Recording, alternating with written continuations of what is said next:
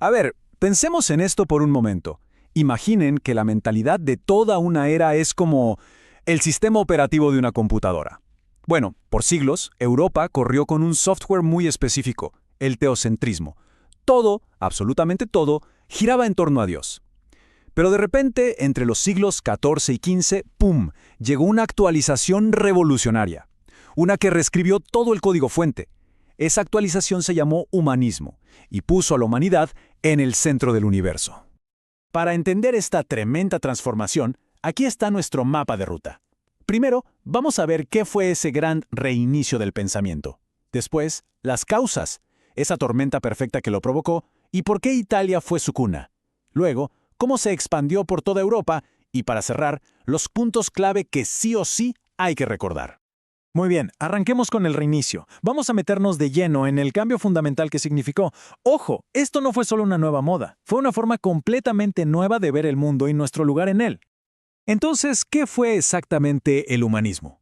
Pues fue este movimiento intelectual que, básicamente, desempolvó los tesoros de la antigua Grecia y Roma.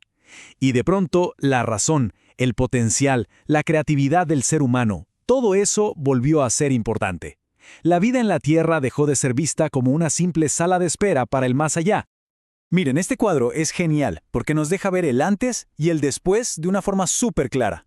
Por un lado, el pensamiento medieval, ¿cierto? Teocéntrico. Dios era el centro del universo y punto. Pero el humanismo llega y dice, un momento, y propone el antropocentrismo. Ahora el ser humano está en el centro. La fuente de la verdad ya no es solo la fe, ahora es la razón, el debate, los textos clásicos.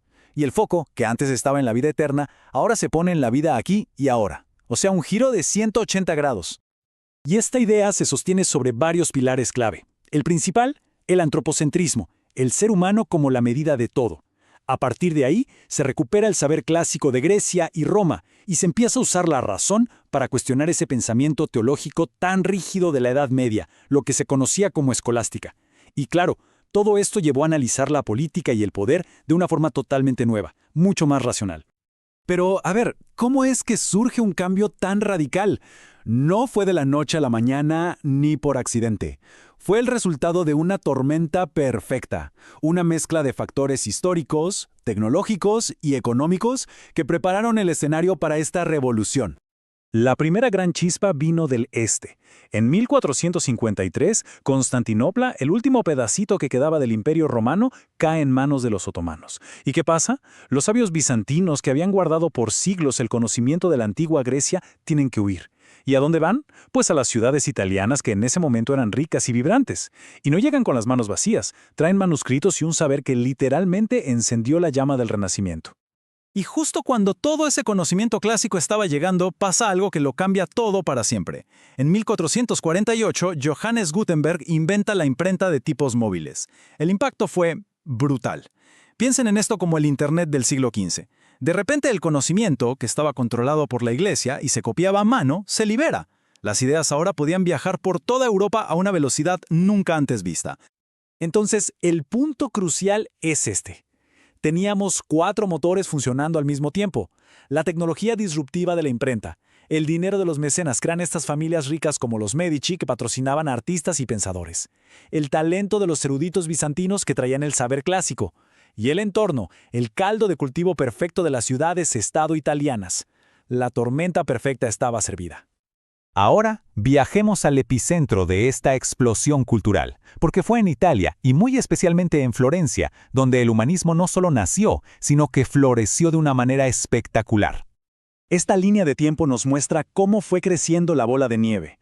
Todo empezó con precursores como Petrarca, claro, pero el gran impulso vino en Florencia. Allí, la familia Medici, que era superpoderosa, financió la Academia Platónica, que se convirtió en un verdadero hervidero de ideas. De ahí salieron genios como Pico de la Mirandola y, por supuesto, Nicolás Maquiavelo, que cambiaría para siempre la forma de entender la política.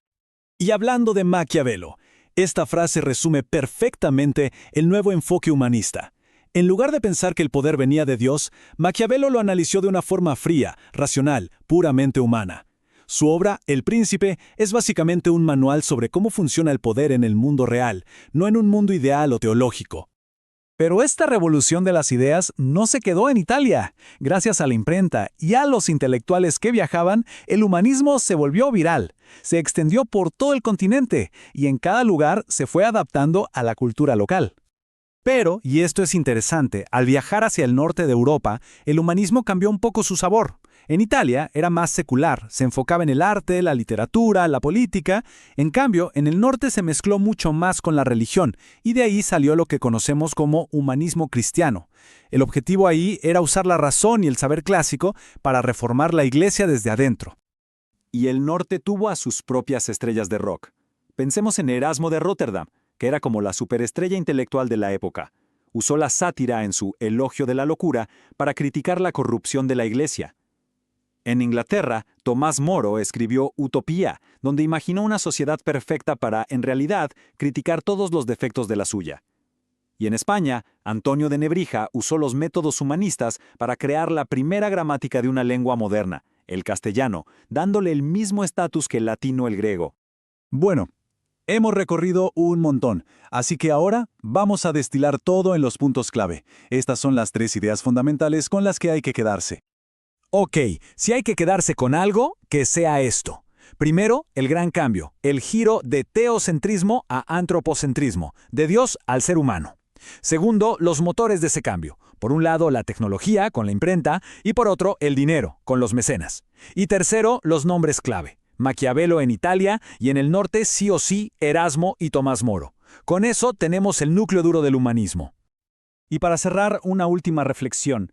El espíritu del humanismo fue, en esencia, atreverse a cuestionar las verdades establecidas, atreverse a pensar diferente. Así que la pregunta que nos deja es, si aplicamos ese mismo espíritu hoy, ¿qué creencia que damos por sentada merece ser examinada con una mirada crítica y racional? La historia nos enseña que las grandes revoluciones muchas veces empiezan con una buena pregunta.